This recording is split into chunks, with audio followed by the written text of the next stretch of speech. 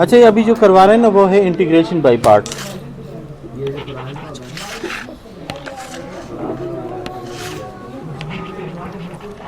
Integration by part. कुर्सी आगे कर ले। अब अजान होगी तो फिर इंटीग्रेशन बाय पार्ट्स जो करते हैं हम, उसमें पहले तो आपको फार्मूला याद होना चाहिए। फार्मूले के बाद फिर मैं आपको बताता हूँ किन चीज़ों का ख्याल रखना है। माइक पे लगाया नहीं, आवाज़ इसकी बिल्कुल एक मस्त है। आज ही तो बगैर माइक के देखें, हाँ देखिए, हमारे पास दो फंक्शन होंगे, मसलन f और g। मुझे इसका इंटीग्रेशन मालूम करना है। जब दो फंक्शन प्रोडक्ट में हो तो हम उसको यूजिंग बाय पार्ट्स करते हैं, यानी यूजिंग फार्मूला बाय पार्ट्स या इंटीग्रेशन बाय पार्ट्स। क्या करते हैं, हम किसी एक का इंटीग्रेशन लेते हैं, दूसरा फंक्शन छोड़ देते हैं। माइनस फार्मूले का है, जो इंटीग्रेशन आपने लिया है वो सेम इंटीग्रेशन लगाते हैं, जो फंक्शन आप छोड़ चुके हो उसका डेरिवेटिव ले लेते हैं। उसका डेरिवेटिव जी, ये कहलाता है इंटीग्रेशन बाय पार्ट्स। अब इनमें किन चीज़ों का ख्याल रखना है वो आपके सामने मैं शेयर करना चाहता हूँ। नंबर 1, हमने कोशिश करनी है कि सिर्फ उस फंक्शन को छोड़ दिया जाए जिसका डेरिवेटिव आसान हो, डेरिवेटिव इजी हो और ख़त्म होने वाला हो। हाँ, मतलब डेरिवेटिव एक्स खत्म हो जाए। नहीं, डेरिवेटिव लेना भी आसान हो और डेरिवेटिव के बाद वो ख़त्म भी हो जाए। मसलन साइन कभी ख़त्म नहीं होगा, कास कभी ख़त्म नहीं होगा, ई पावर एस कभी ख़त्म नहीं होगा।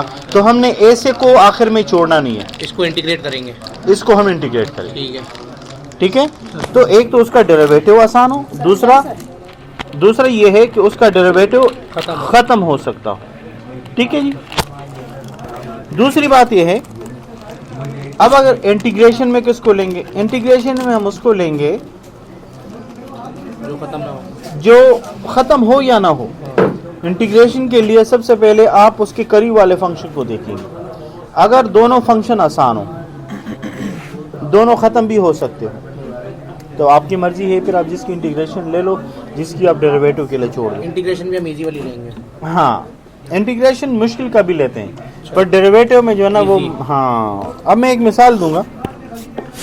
मेरे पास है ln x और x, मैं इसका इंटीग्रेशन मालूम करना चाहता हूँ।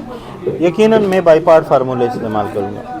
अब देखें, अगर आप देखें तो x का डेरिवेटिव आसान है, 1 है, लेकिन ln x का डेरिवेटिव 1/x। बात समझ में आई? लेकिन ln x का इंटीग्रेशन मुश्किल है। तो हम क्या करते हैं, हम इस x को लेते हैं, x² 2। अच्छा, x का हमने क्या लिया, इंटीग्रेशन। इस फंक्शन को छोड़ दिया हमने, फिर इंटीग्रेशन का सिंबल है, और जो यहाँ ले चुके हैं आप उसको दोबारा लगाओ। इसके बाद जो फंक्शन रह चुका है उसका दोबारा आपने यहाँ डेरिवेटिव निकालना है। ये फंक्शन इसके साथ खत्म हो गया, x के साथ। जो बचा वो बचा x² 2 ln x 1/2 बाहर निकला और अंदर रहा x dx। अब मुझे बताएं, x² 2 ln x माइनस 1/2 और x का x² 2 plus c which is the required result. बस ये करना है, ये कहलाता है इंटीग्रेशन बाय पार्ट।